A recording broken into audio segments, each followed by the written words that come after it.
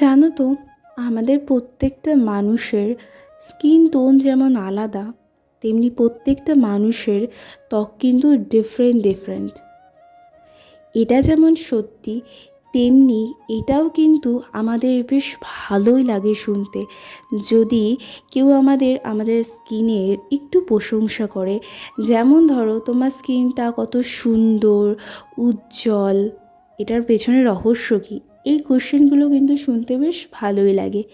কিন্তু সেই মুখের উজ্জ্বলতার জায়গায় যদি আমাদের এমন স্কিন হয়ে যায় দিনের পর দিন, যেমন ধরো রোদে পোড়া কালো দাগ, এমনকি বলিরেখা, তারপরে বয়স হওয়ার আগেই একটা স্কিনের ফ্যাকাশে ভাব, এর সাথে সাথে যদি ফেসের উজ্জ্বলতা দিনের পর দিন হারিয়ে যায়, তখন কি?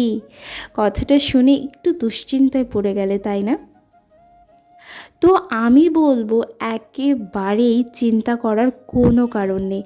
Hey everyone, I am Shipra and you are watching Shipra Majumdar video. So চলো আজকে তোমাদের সাথে শেয়ার করি সহজ উপায়ে হোমমেড স্কিন কেয়ার। তার আগে তোমাদের সাথে শেয়ার করি এটার উপকরণ, মানে কি কি দিয়ে এই প্যাকটি বানাচ্ছি।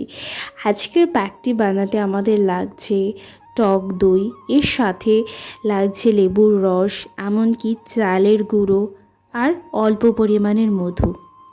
মাত্র 4টি উপকরণ দিয়েই এই প্যাকটি বানিয়ে ফেলতে পারো।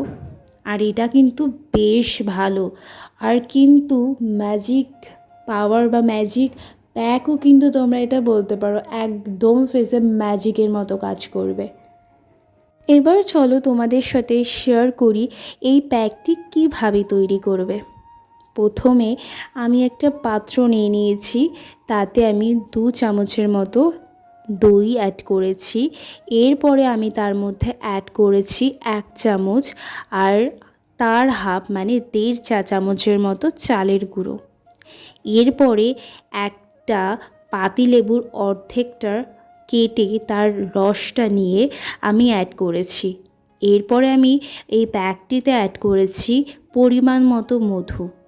আর মধুর পরিমাণটা কিন্তু কোয়ান্টিটি বুঝে, যে পরিমাণটা তোমরা অ্যাড করছো সেই অনুযায়ী বুঝে কিন্তু তোমাদের একটু মধু অ্যাড করতে হবে।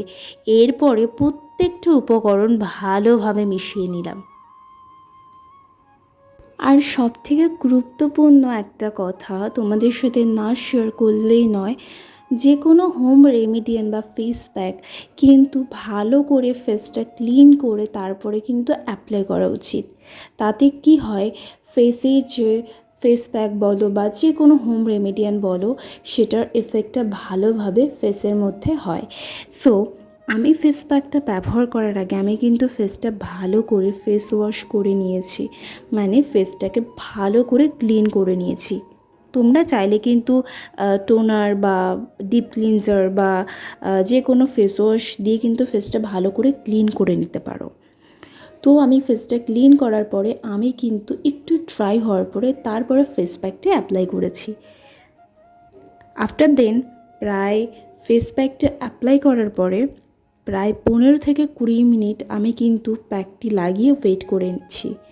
ওয়েট করার পরে প্রায় 20 মিনিট পরে আমি কিন্তু যখন একটু ড্রাই হয়ে গেছে ফেস প্যাকটি, তখন কিন্তু হাতে অল্প পরিমাণের নর্মাল জল দিয়ে একটু ম্যাসাজ করে নিয়েছিলাম। কারণ আমি মনে করি যে কোনো ফেস প্যাক বা যে কোনো প্যাক ফেসে অ্যাপ্লাই করার পরে তারপরে ড্রাই হওয়ার পরে নর্মাল জল দিয়ে একটু ম্যাসাজ করে নেওয়াটাই ভালো। ম্যাসাজ করে তারপরে ফেসটা ক্লিন করাটাই বেস্ট। তো আমি ফেসটা একটু ম্যাসাজ করে নর্মাল জল দিয়ে ক্লিন করে নিয়েছি।